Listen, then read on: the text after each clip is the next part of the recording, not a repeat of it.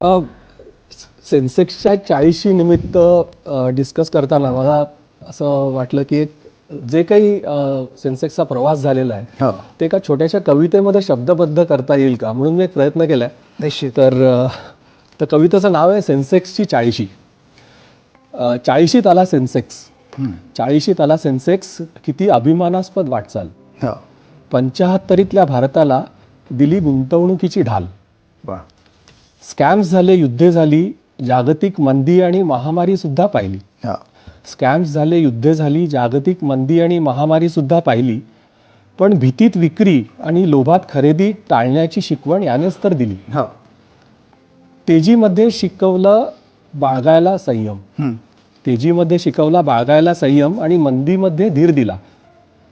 दीर्घकाळ गुंतवणुकीनेच समजावली चक्रवाढीची किमया आम्हाला. बरोबर आहे. कंपाऊंडिंग. कंपाऊंडिंग. लहान गुंतवणूकदारांना आता समजलाय मंत्र नियमित गुंतवणुकीचा. लहान गुंतवणूकदारांना आता समजलाय मंत्र नियमित गुंतवणुकीचा. कारण 4 दशकांत सेन्सेक्सने दिलाय वार्षिक नफा 18.5%. बरोबर.